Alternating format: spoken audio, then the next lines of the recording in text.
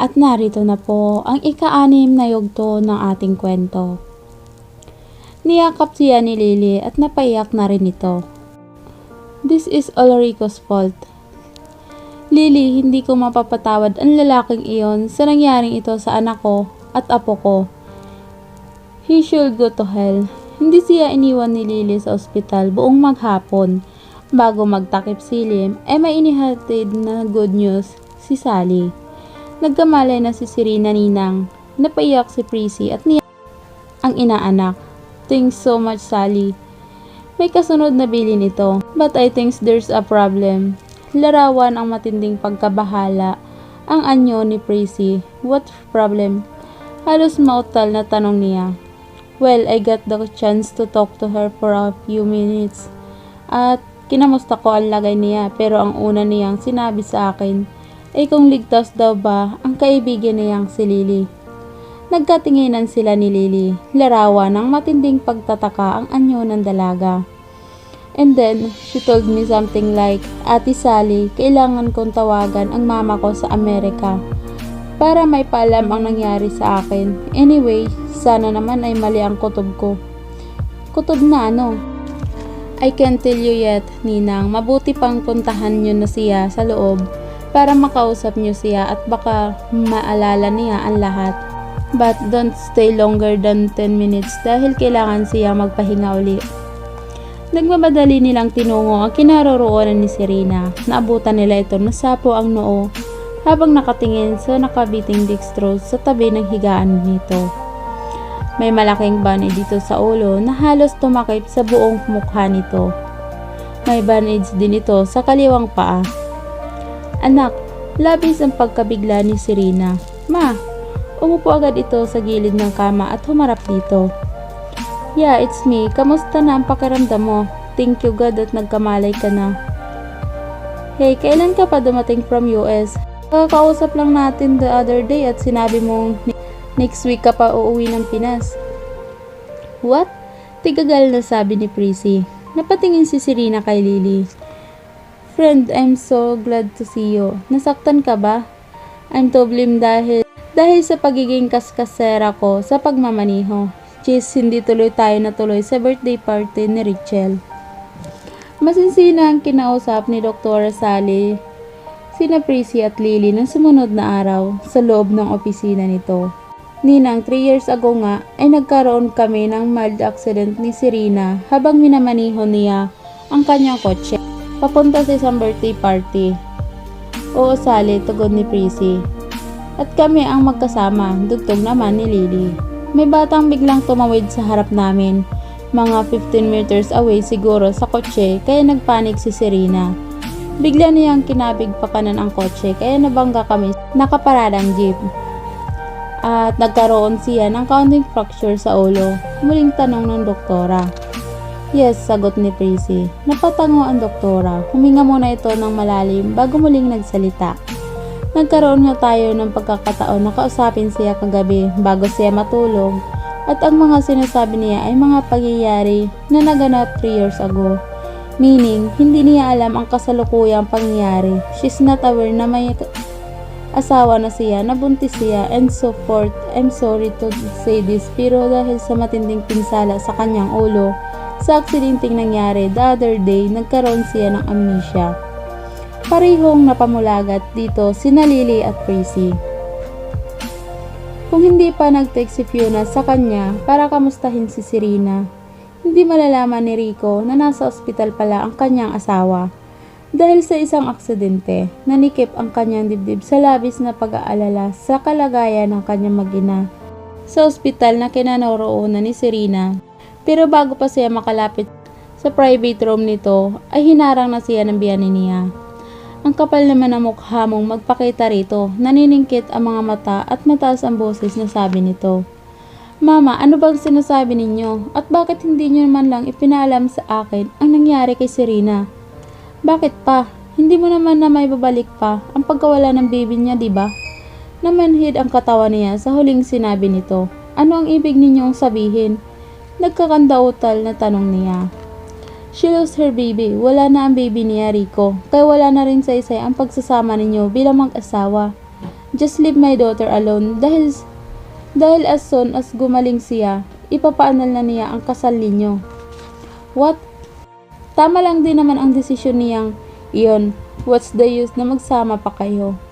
Hindi rin naman talaga buo ang loob niya noon na magpakasal kayo. Yes, mahal ka nga niya, but she talked to me last night na hindi niya gusto ang nakatali sa loob ng bahay. She gets bored easily and you know that. Tama ba ako, Rico? Nagtagis ang mga bagang niya. Akmang ihahakbang niya ang kanyang paa para lumapit sa pinto. Pero pinigilan siya ng biyanan. Hindi ka pwedeng pumasok dyan, Rico. Gusto mo bang ipatawag ko ang security para hilahin ka palabas? Bago pa siya nakatugon ay lumapit na sa kanila si Dr. Dismundo. Alam niya na inaanak ito sa binyag ng biyanan niya. Puno ng pagpapaunawa ang mukha at tinig nito nang harapin siya. Rick, now is not the right time para humarap ka kay Serena. She's still hurting dahil sa pagkawala ng baby ninyo. Mas mabuti siguro na saka mo na lang siya kausapin kapag na-discharge na siya. Pero Doc, don't worry. After 2 more days ay ilalabas na siya dito. By then, malamang ay kalmado na siya. Hindi siya pwedeng maging emosyonal ngayon dahil makakasama iyon sa kanya. Wala siyang nagawa kung hindi umalis na nga ng ospital. After 2 days, alas 8 ng umaga ay nasa ospital na siya. Pero laking panlulumo niya nang malamang na-discharge na pala si Serena nang nagdaang gabi pa. Nagsinungaling ba sina Dr. Gismondo at ang biyanan niya sa kanya? Mula sa ospital ay dumiretso siya sa bahay ng kanyang biyanan pero wala roon ang sasakyan ni Mama Prissy. Nakalak pa din ang gate. Nagpanik na siya. Nasaan sila? Nasaan ang asawa ko? 3 years later, nagsasanbating si Serena sa isang private resort. Naiidlip siya ng halos kalahating oras. Pagdilat niya ay wala na sa tabi niya ang nobyo niya. Bumangon siya at saka inilibot ang paningin sa paligid. Wala siyang makita kahit isang tao. Noon siya nabahala. Sweetheart, naglakad siya patungo sa cottage na pinupwestuhan nila ng kasintahan kanina bago sila lumusong sa tubig. Pero wala roon ang lalaki. Nagpanik na siya. Sweetheart, where are you? Lalo niyang nilakasan ang tinig habang palingalinga sa paligid. Muli siyang bumalik sa pwesto niya habang nagsasanbating siya kanina. Wala roon ang kanyang nobyo. Saka naman nahagip ng kanyang paningin ang isang figura ng lalaki na halos nasa gitna na ng dagat. Tanging ang mga balikat na lang nito ang nakikita niya habang ang dalawang kamay ay nakataas at parang nagpapasaklolo. Sweetie, oh my God, mabilis na lumusong siya sa tubig. Ngunit sa bawat paghakbang ng kanyang paa ay siya namang unti-unting paglubog pailalim ng katawan ng nobyo niya. Oh no, swim sweetheart, swim, sigaw niya. Pero ilang saglit lang ay tuluyan nang naglaho. Sa paningin niya ang lalaki. Napabalikwa si Serena, habol niya ang hininga at pinagpapawisan siya ng malapot. Panaginip lang pala ang lahat, ngunit parang totoong-totoo iyon. Nang haplusin niya ang kanyang mukha, ay saka niya natuklasan na basa pala iyon ng luha. Maya-maya lang ay bumukas ang pinto ng kanyang silid. Saka humahangos na lumapit sa kama ang 42 anyos na tiyahin niya si Heidi, ang bunsong kapatid ng kanyang yumaong ina. Serena, what's wrong? Puno ng pag-aalala ang tinig na tanong nito, sabay hawak sa kanyang kamay. Tutop ang dibdib nang tumugon. Napanaginipan ko na naman ang lalaking yun, tita. Pagkatapos ay napakagatlapi siya. For Christ's sake, hindi ko na mabilang kung ilang bisis nang naging laman ng panaginip ko ang lalaking yun. Who is that guy? Isa ba siyang importanteng tao sa buhay ko before I lost my memory? Tell me, tita. Tell me, please. Iniiwas nito ang mukha sa kanya. I don't know, Serena. How should I know who that guy is? Anyway, panaginip lang naman ang lahat. Many times when I was in my teens, napapanaginipan ko rin naman madalas si Bruce Willis. So parang ikaw siguro dahil kamo nga ay gwapo at matangkad ang lalaking iyon na napaniniginipan mo, baka artista rin iyon na hindi mo lang ma-play sa memory mo.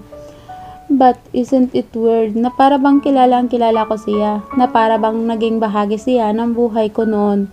Nasapo niya ang kanyang noo. Tinapik nito ang balikat niya. Hey nako, huwag mo na ngang pansinin ang panaginip mong yun. Go back to sleep. It's only 2 in the morning. Bibisitahin pa natin ang puntod na mama bubukas.